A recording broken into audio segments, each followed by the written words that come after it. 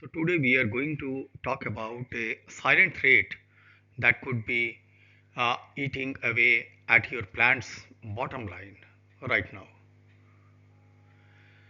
Microbiologically influenced corrosion or MIC are really pretty alarming and very prone to damage the JLD system.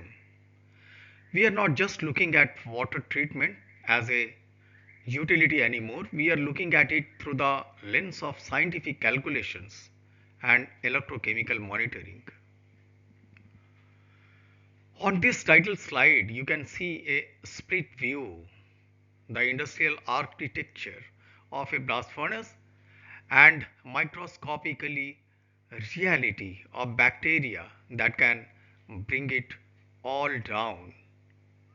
Over the next 15 minutes, I'll show you how we move from reactive blind dosing to a synergistic integral water management strategy. To understand why this matters, we have to look at how water impacts the entire life of the furnace.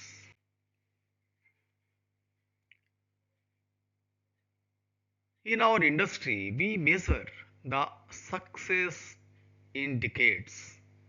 A blast furnace campaign should last 15 to 20 years, but that entire lifespan relies on one thing: cooling water stability.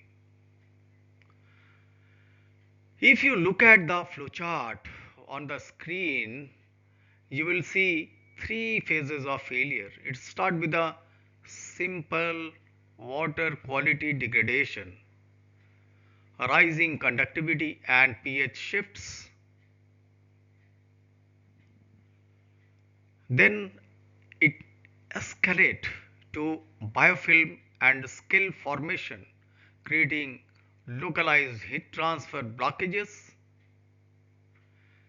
And finally, in phase 3, you see the catastrophic result: a stave leak or a water to melt contact risk. These are not just technical glitches, they are multi-million dollar unplanned shutdown. So, where exactly are these failures happening in our system?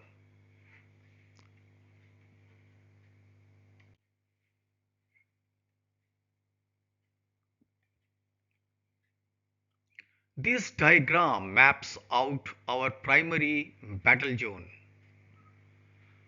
First, we have the closed loop soft water. These are your steps and tiers, which are highly vulnerable to pitting if the LSI drop below zero. Then the GCP scrubber, where we deal with extreme temperature and massive swing in pH. Finally, there is the ZLD integration, which concentrate nutrients and corrosive ions. Each of these areas requires extreme chemical precision to prevent rapid biological fouling. But to fight the enemy effectively, we need to understand exactly how it attacks the steel. And it is very important also to understand these pathogenesis of MIC.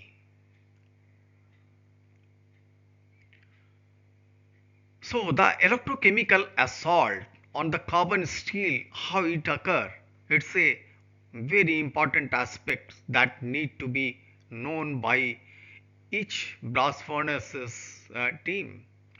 So did you know that MIC account for roughly 70% of all corrosion incident in industrial water system? So look at this cross section of localized pit.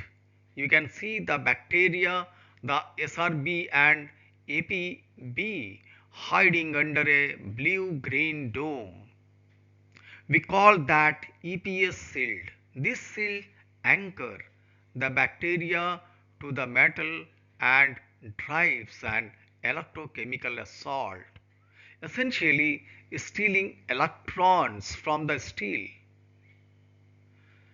By the time you see the damage, the bacteria have already created a deep, rapid pit that traditional chemicals cannot reach.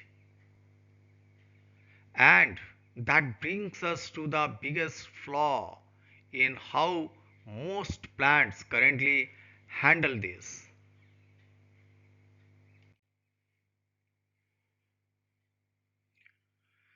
Coming to the failure of high doses biocide regime, as you can see,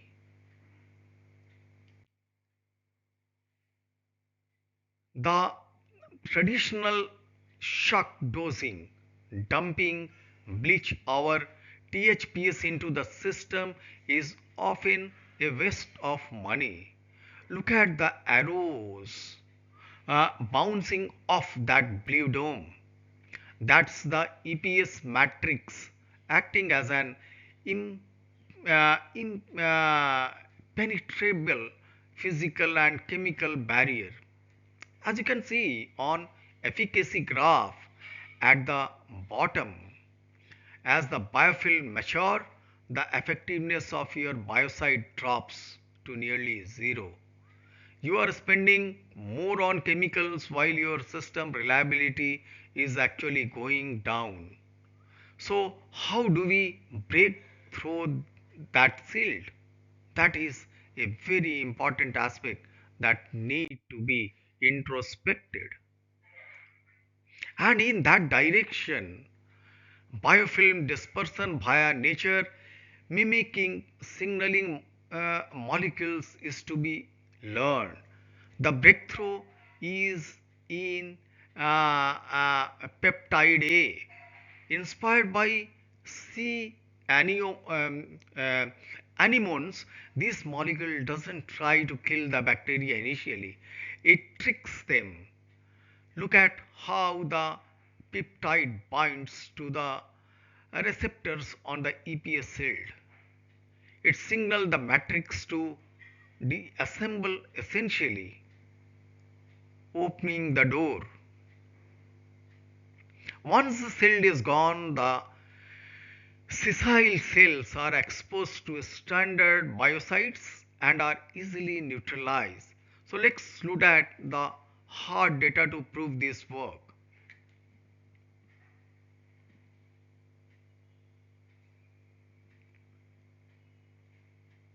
So coming to this slide, uh, where the treatment reduces weight loss by 44%. These numbers are the result of a 7-day trial on C1018 carbon steel. Our THPS, we achieved an extra 1 log reduction in bacteria. More importantly, look at the physical metal degradation. We saw a 44% reduction in overall weight loss and a 36% reduction in pit depth. This is the difference between a stave lasting its full term or failing early. But we cannot just guess when to apply these treatments. We need much better tools. So let us discuss about those diagnostic tools. So advanced electrochemical supposed to be our diagnostic tooling. So assessment, we have to move beyond simple water sampling. We now use these solid state electrochemical test kits to monitor the actual aggressiveness of the biofilm. So look at the Tafel graph. By using uh, the Tafel scans, we can derive the INCOR, the actual corrosion current density. This allows us to build precise mechanistic model to predict exactly when and where MIC will strike before it happens. And when we combine this diagnostic with the real-time sensor, the results are transformative. Coming to the dosing with the real time continuous monitoring, where this slide is very important. It shows why the orange line is blind dosing. You have a massive peaks of chemical waste and dangerous value of biological risk. Now look at the ALVIM sensor line. It's a flat. By using microdosing triggers, we flatten the risk curve and significantly reduce chemical consumption. This technology is even tough enough for the harsh hit parts of the plant. Now coming to the surviving uh, um, environments. The GCP and ZLD circuit are the most volatile area you will deal with. pH as low as 3.0 and temperature up to 70 degrees centigrade. Standard sensors fail here. That's why we use near infrared or NIR 860 NM sensors with self-cleaning mechanism. This provides the CMMS with the accurate data it needs for automated blowdown and pH correction. Even in water with 30,000 ppm of solids. So all of this data fits into central optimization matrix.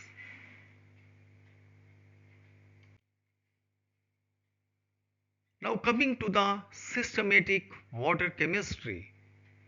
This matrix is the brain of the operation. We track LSI, dissolved oxygen, pH and conductivity.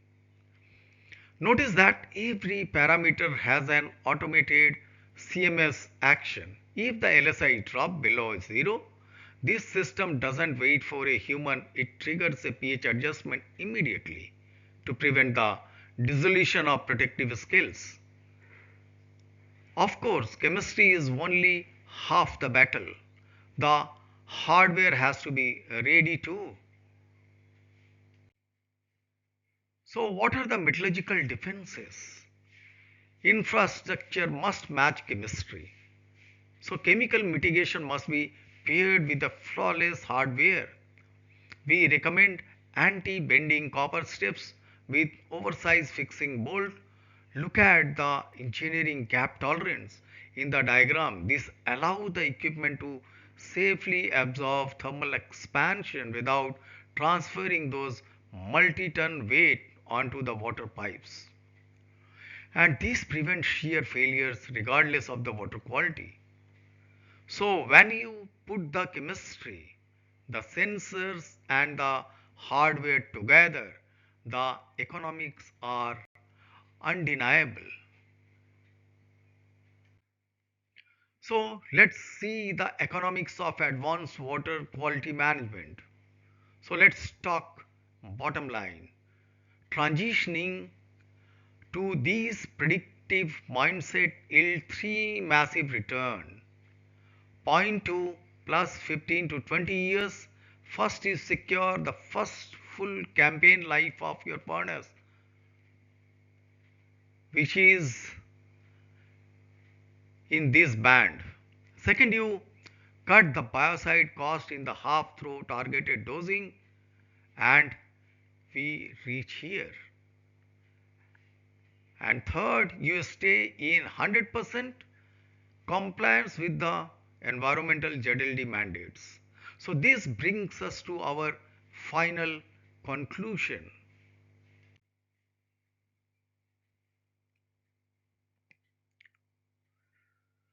The internal water management paradigm is as shown in the slide, where we can say that remember that water is not just a background utility, it's the lifeblood of the plant. Achieving a 20 years campaign requires the intersection of three things: microbiological control, number one, metallurgical integrity, number two, and three is the real time cybernetics. So when these three pillars work together as a single digital ecosystem, you achieve uncompromised operational integrity. So let's stop reacting to corrosion and starts preventing